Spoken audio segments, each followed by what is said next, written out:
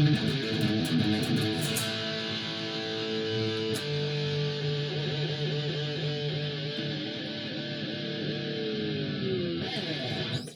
this is Robert Dunlap. As some of you already know, I'm a guitarist and recording artist, and tonight, since I have a couple of new pieces coming out here in the next month or so, I'm going to show you my process. Basically, I'm going to show you the nitty-gritty of how the magic happens here in the studio. Stay tuned, we're going to have some fun.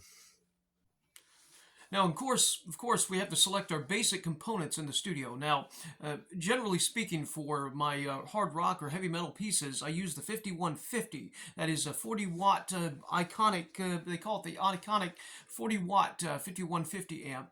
It's actually from the Fender company now. Sometimes I'll use an Ibanez guitar, sometimes I'll use a Jackson guitar, but anyway, that's how we get started. Now, in the studio, program, basically I start off with the guitar track. Okay, I'll a lot of times use a click track because I'll lay the drums to the click track or to the guitar tracks in general. So the guitar parts have to be just right so that the drums are easy to lay down.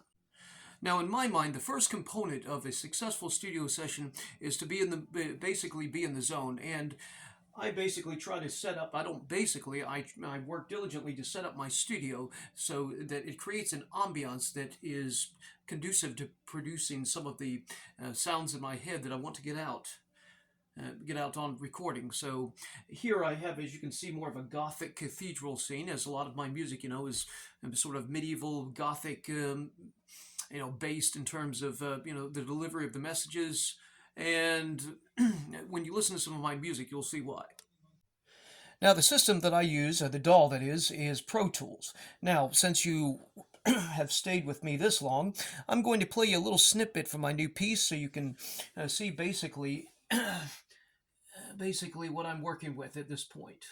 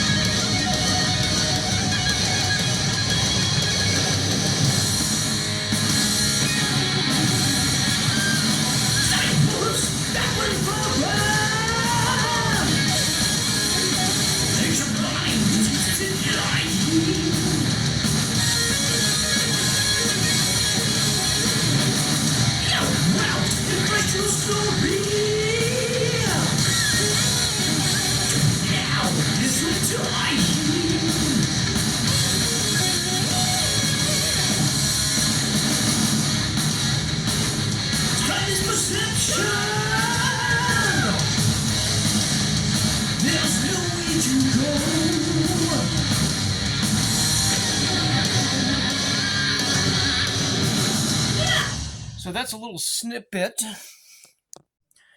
Now we're going to talk about some of the most important components of the studio experience.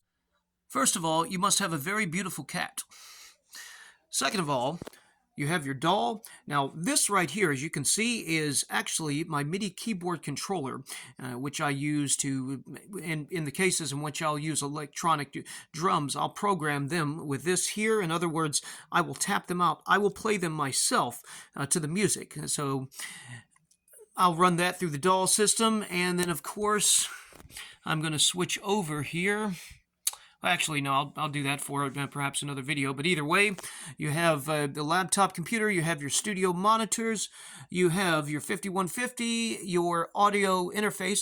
So as you can see, what I'm working with here is very simplistic. And for me, simplicity works very well because it's less to have to deal with in terms of, complexity of chords everywhere and so forth. And I get just straight to the nitty.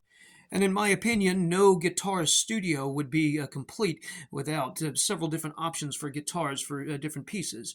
For instance, you have the classical guitar right here, you have the acoustic, you have a bass guitar right here, and of course you have several electric guitars from which you can choose that will provide you for the sound, provide you the sound that you're looking for.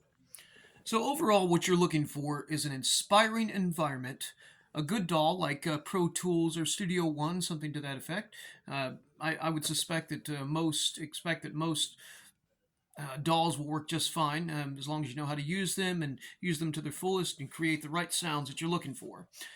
and of course a nice cat to accompany you to make sure that the studio process flows through nicely and so forth.